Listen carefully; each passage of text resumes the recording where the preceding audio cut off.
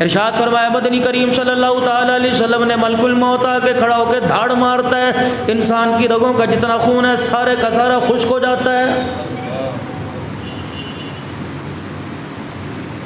ہاتھ لگاتا ہے جبرائیل علیہ السلام روح قبض کرنے کے لیے، فرمایا اس کے ہاتھ کے اشارے کو دیکھ کر انسان کی ساری اندر کی رگیں پھٹ جاتی ہیں۔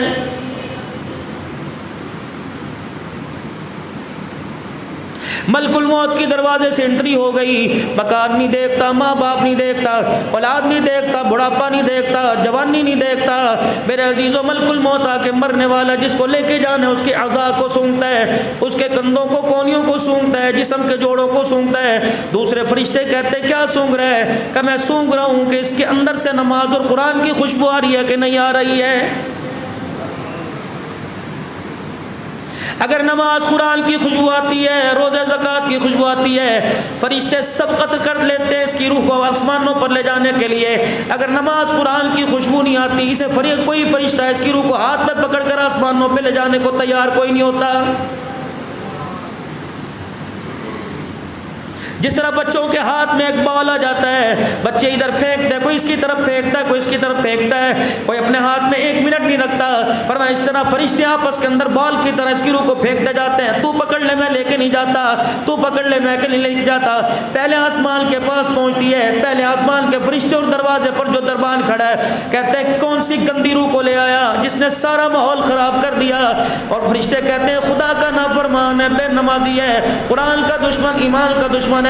فرشتے کہتے ہیں اسے اوپر کیوں لے کے آئے، اسے سجین میں پھینک دے، اس کا آسمان پر ٹھکانا کوئی نہیں۔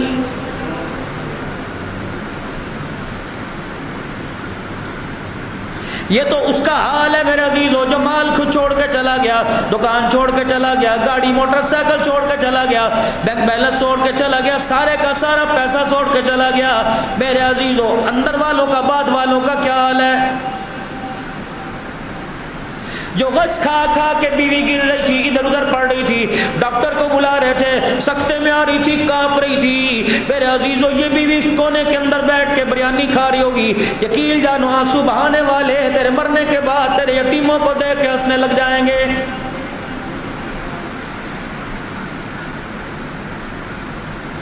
ہزاروں کی تعداد میں ٹنڈو آدم میں ٹنڈو العیار شہزاد پور سے جو بہترین پکوان سینٹر ہوگا اس سے کھانا پک کے آئے گا، یتیم کی آنکھ کا آنسو خشک نہ ہوگا۔ میرے عزیزو 4-4 ہزار آدمی 15 بریانی کی دیگیں کھا کے چلا جائے گا، کسی کو بھی قل اللہ پڑھ کر ہاتھ اٹھانے کی توفیق نہیں ہوگی۔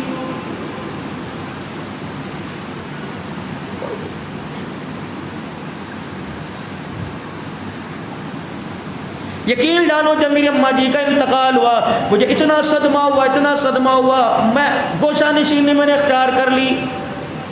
لوگ کہنے لگے کیا ہوا؟ یہ تو دنیا مقافات عمل ہے، یہ تو ہوگا، ہماری اماں بھی گئی تیری چلی گئی۔ اتنے صدمے کے باوجود یقین جانو دن رات میرے سفر ہوتے ہیں، مجھے مہینہ ماں کی قبر پہ جانے کا موقع نہیں ملتا۔ مجھے دنیا پیر طریقت کہتی ہے، رہبر شریعت کہتی ہے، مجھے دنیا خطیب پاکستان کہتی ہے۔ جب اتنا بڑا خطیب ہو کے ماں کی قبر پہ نہیں جاتا تو میرے عزیزو جسے قرآن نماز سے تعلق نہیں وہ ماں کی قبر پہ کہاں جاتا ہوگا؟ باپ کی قبر پہ جا کر ہاتھ کیسے اٹھاتا ہوگا؟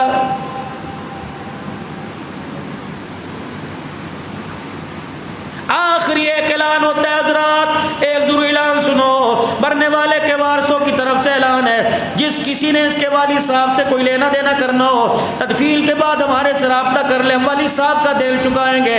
اگر ہمارے والد صاحب نے کسی سے لیا، اگر کسی کا قرضہ دینا ہمارے سے رابطہ کر لے، اگر ساری زندگی میں میرے والد صاحب نے کسی کا دل دکھایا، میں ہاتھ جوڑ کے معافی مانگتا ہوں، ہمیں معاف کر دو، میرے والد کو معاف کر دے۔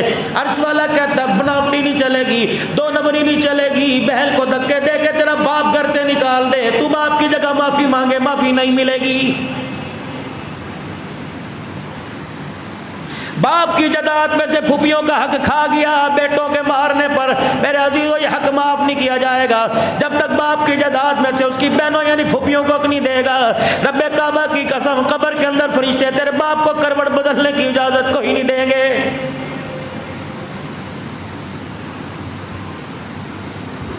کسی غریب کو ستایا ہوگا، کسی کے منہ پر تماچا مار دیا ہوگا، بڑے مجمع کے اندر کسی کو ذلیل کر دیا جائے گا، جب تک اس کے دل سے آہ نکلتی رہے گی، رب کعبہ کی قسم ہے ابا جان کا کفن بھی قبر کے اندر سلامت کوئی نہیں رہے گا۔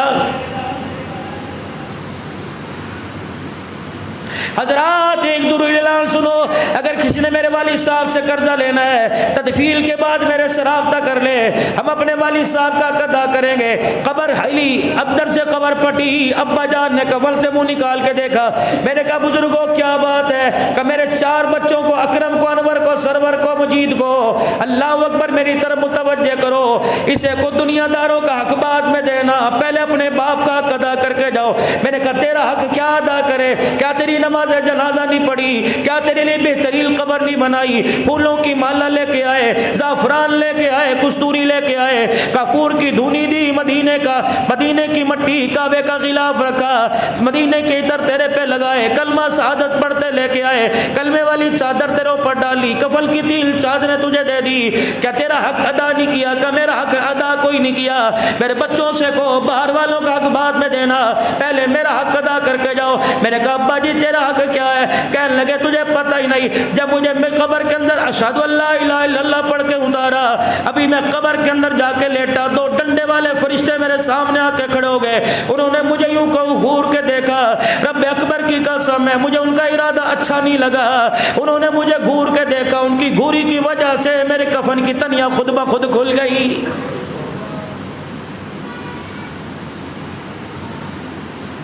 فرشتوں سے غضب سے بچنے کا طریقہ کیا؟ حساب کتاب سے بچنے کا طریقہ کیا؟ قبر جنت کا باغ بن جائے طریقہ کیا؟ فرمایا میرے بچوں کو برادری چلی جائے پرواہ نہ کرنا، دوست یار چلے جائے پرواہ نہ کرنا، بھائی چلے جائے پرواہ نہ کرنا، میرے 4 بچوں میری قبر کو گھیر کے بیٹھ جاؤ، اتنا قرآن اللہ کا پڑھ کے سناؤ تاکہ قبر کے اندر فرشتوں کا غصہ ٹھنڈا ہو جائے۔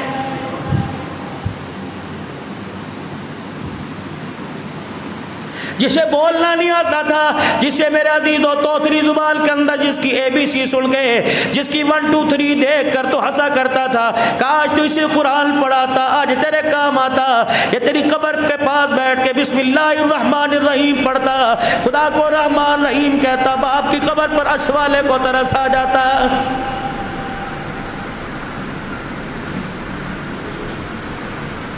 ایک آدمی کو عذاب قبر ہو رہا تھا، اچانک اس کا قبر میرا عذاب جزا میں بدل گیا، راحت کی جنت کی ہوا کی کھڑکی کھل گئی، بچھونے آ گئے، اوڑھنی آ گئی، جنت کا لباس آ گیا، جنت کی ہوائیں آنے لگی۔